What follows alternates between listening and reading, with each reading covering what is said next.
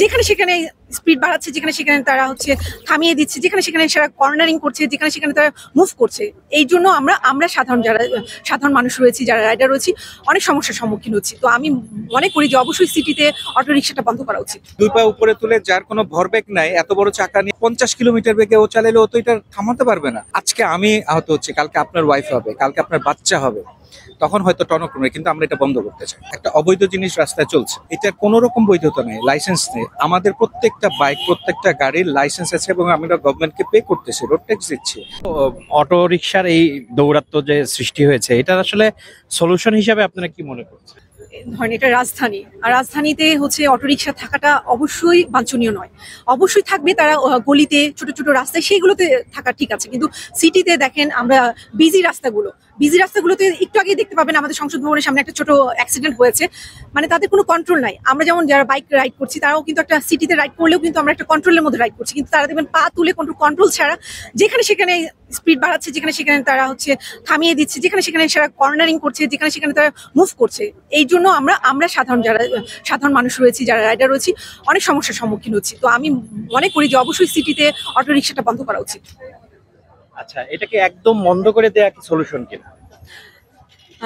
একদম বন্ধ করা যাবে না, কারণ এখন আমি তো বলবো যে জম্বি মুভিগুলো দেখেন না, যে খুব দ্রুত একদম ক্রাশ করে ফেলে। আমি তো মনে করি অটো রিক্সা খুব দ্রুত আমাদের ঢাকা সিটিকে ক্রাশ করে ফেলেছে।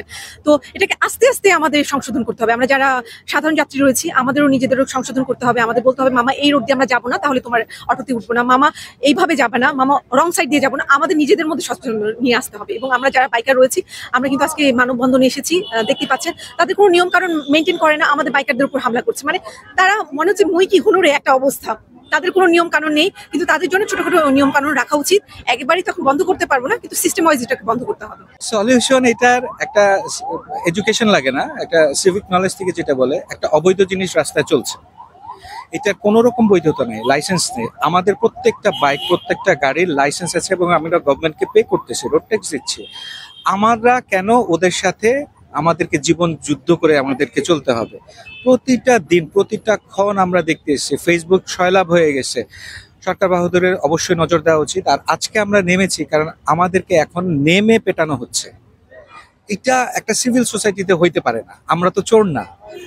আপনি যারা এটা করছে তাদের ফুটেজ আছে, আমরা আজকে ডিসি সাহেবের কাছে যাবো গুলশানে, যে ফুটেজ দেখে তাদেরকে ধরা হয়েছে কিনা। বাংলাদেশ গভর্নমেন্টের পুলিশের ক্ষমতা নাই, সক্ষমতা নাই, এটা আমরা মানি না। সুতরাং এইটার প্রথম প্রতিকার চাই আমরা বাইক বিটি থেকে এখানে যে ডাক দেওয়া হয়েছে, আমাদের সমস্ত বাইক গ্রুপগুলো এখানে এসেছি, ভেসপা গ্রুপগুলো এসেছি আমরা। সুতরাং আমরা ওইটার প্রতিকার চাই এবং রাজপথ থেকে তাদেরকে নিষ্কাশন চাই। এই চাওয়াটা আমাদের খুব বড় কিছু না, যেটা আমাদেরকে কোনো ফাইট করতে হবে আমার মনে হয় না। সুতরাং তারপরে তারা গলিতে থাকুক, তারপরে তাদেরকে একটা আনেন, কিন্তু তাদেরকে তো নিয়মে আনতে হবে। একটা অনিয়ম কিভাবে আপনি চালাতে পারেন? আমি যদি এখন ট্যাক্স না দিই, আমাকে চলতে দিবে? আপনারা বলছেন যে মেইন রোড গুলোতে যেন তাদেরকে, এটা হচ্ছে আমাদের প্রাথমিক, আমার হিসেবে বলে অবশ্যই প্রাথমিক। এখন তাদের একটা রুটি রুজি এই পর্যন্ত করে দিয়ে তো আমরাই নিয়ে আসছি, হয়তো যারাই নিয়ে আসছে তাদেরকেও আমরা একদম পানিতে ফেলে দিতে, কিন্তু তোমরা আগে গলিতে ঢোকো, তারপর তাদেরকে একটা লাইসেন্সের আনতেই হতে পারে।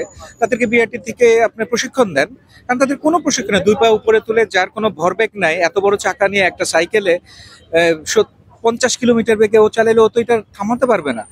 আজকে আমি আহত হচ্ছি, কালকে আপনার ওয়াইফ হবে, কালকে আপনার বাচ্চা হবে, তখন হয়তো টনক নড়বে, কিন্তু আমরা এটা বন্ধ করতে চাই। That's it.